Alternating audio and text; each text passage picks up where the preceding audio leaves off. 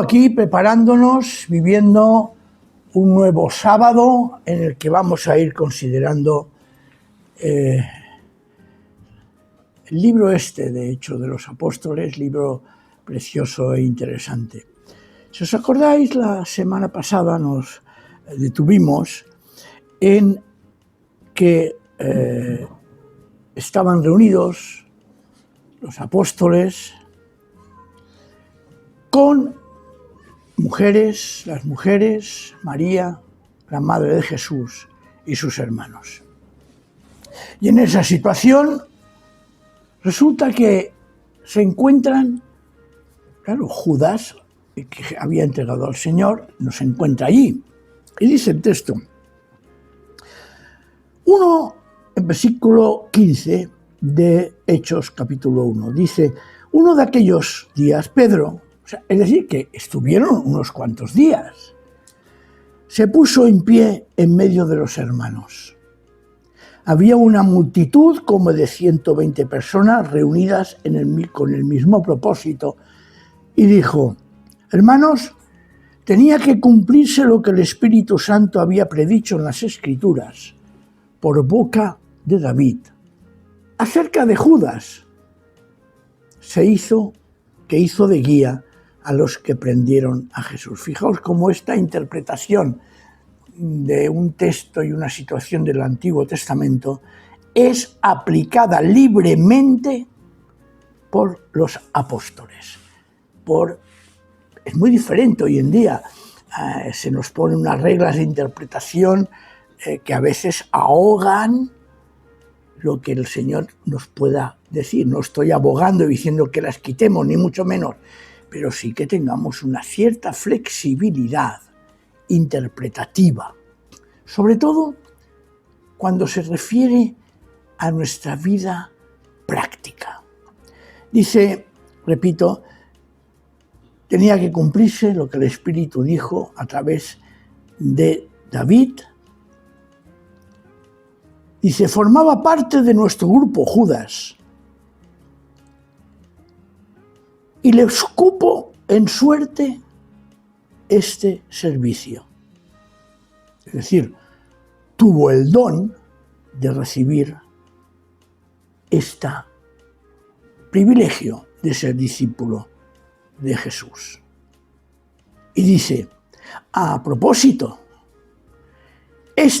con la paga del crimen, compró un campo, se despeñó, reventó por medio y se esparcieron todas sus entrañas.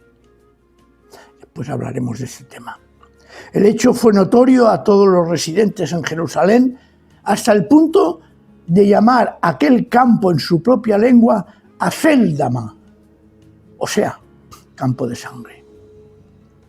Y dice, continúa, después de este paréntesis sobre el destino de Judas, Pedro continúa diciendo, en efecto, está escrito en el libro de los Salmos que su finca o su hacienda quede desierta, su mansión, y no haya nadie que habite en ella, y que su cargo lo ocupe otro. Por tanto, uno de los hombres que nos acompañaron todo el tiempo, mientras vivía entre nosotros el Señor Jesús, a partir del bautismo de Juan hasta el día en que se lo llevaron a lo alto, separándolo de nosotros, uno de esos tiene que ser con nosotros testigos de su resurrección. Y ellos propusieron a dos, a José, el llamado Barsabá, de sobrenombre Justo, y a Matías. Y oraron así, y voy a leer esta versión. Señor, tú penetras el corazón de todos. Muéstranos a cuál de estos dos has elegido, a fin de que en este servicio apostólico ocupe el puesto del que desertó Judas para marcharse al que le correspondía de puesto. Les repartieron los votos. El voto recayó en Matías y fue incorporado por elección a los 11 apóstoles. Sorprendente, ¿no? Porque en otros traducciones nos habla, que ya hablaremos un poquito más adelante, nos habla sobre que echaron suertes. Según el texto, la decisión de un nuevo apóstol, un nuevo enviado, no se hizo inmediatamente. Pasaron unos días y de los 120 decidieron completar el número 12, pero Pedro asevera a ese hombre. A veces nos cuesta tanto arrancarnos una serie de prejuicios, pero bueno, es lo que había y era la costumbre de aquel momento. Judas, según el texto que hemos leído, habría caído y se había reventado. Sin embargo, según los evangelios, se ahorcó.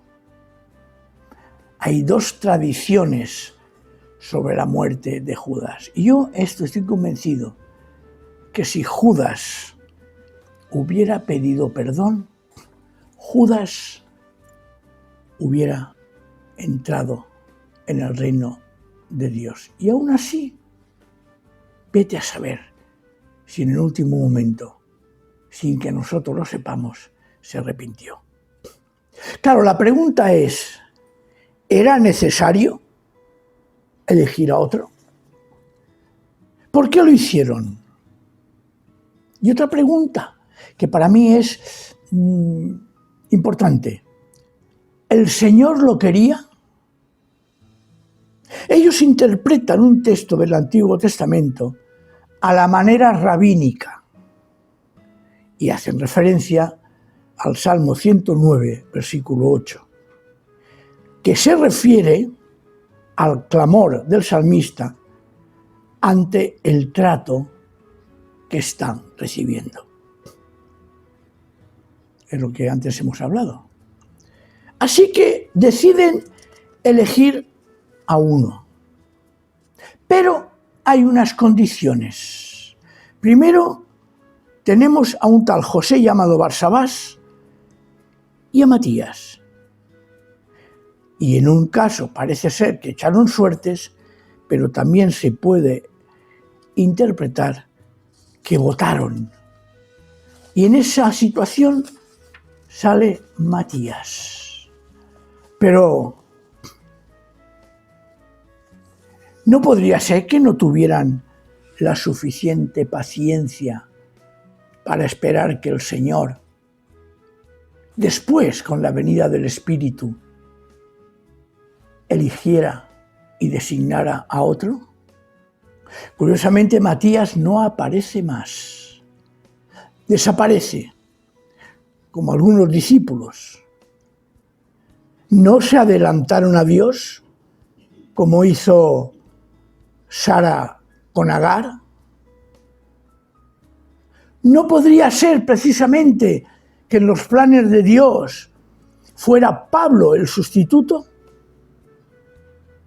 Aquí lo dejo, hermanos y hermanas, a vuestro criterio. Cualquier opinión es válida. Pero vamos a las condiciones. Primero, hombres, como he dicho antes. Por lo tanto, ya se olvidan las mujeres. María Magdalena, que había sido la discípula, que había sido designada por el Señor para ser apóstol de los apóstoles, anunciando su resurrección, queda de lado. Otra condición es que acompañaron todo el tiempo a Jesús. De los 12, algunos curiosamente fueron llamados más tarde. Mateo, Leví. Y aún más, otro requisito, un tercer requisito. Desde el bautismo que recibió Jesús, hay que contar que estuvieron con él todo el tiempo. Pero no todos eran así. Aunque algunos sí que, como Jesús, fueron seguidores de Juan el Bautista, otros no. Y sobre todo, y este es el último punto para sustituir a Judas, era que debían de ser testigos de la resurrección y de su elevación al cielo. Estos 4 puntos que pone Hechos de los Apóstoles, el escritor de Hechos de los Apóstoles, son centrales en nuestra vida. Yo lo de hombre, sinceramente, lo dejaría de lado.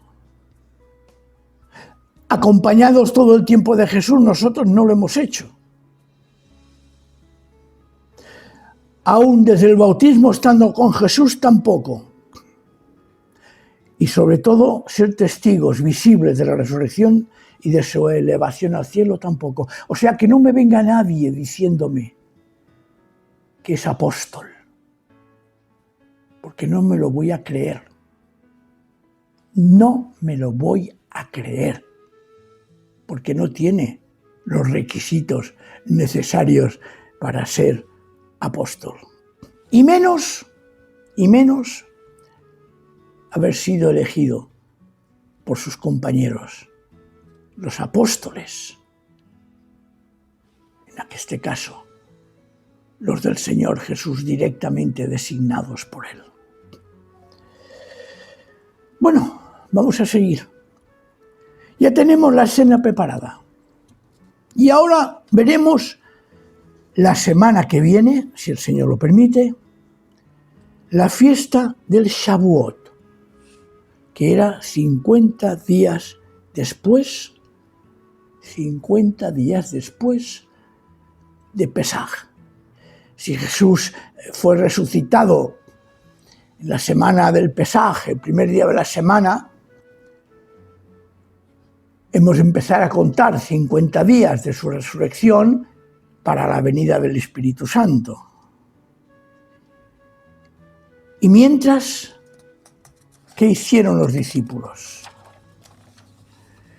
Si hacemos cuentas literales, si desde la resurrección de Jesús estuvo 40 días, como nos dice el texto, hablándoles del reino de Dios, y fue llevado al cielo, y Pentecostés era 50 días después de la Pascua, resulta, matemáticamente, que estuvieron 10 días, más o menos, esperando la promesa del Espíritu Santo. Y en esos 10 días fue elegido Matías.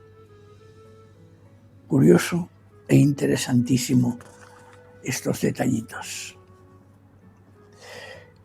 Semana que viene seguiremos, si el Señor lo permite, y hablaremos de una cosa extraordinariamente importante: la venida del Espíritu Santo. Su significado, hablaremos del querigma que Pedro predicó, hablaremos del verdadero significado del don de lenguas y veremos cómo a partir de ese momento la fuerza, el poder de Dios actúa ya para la extensión del mensaje evangélico. Como siempre digo, que el Señor nos bendiga y nos guarde. Que el Señor tenga misericordia de nosotros y nos salve. Si te ha gustado, pon un me gusta y suscríbete si lo crees conveniente. Amén.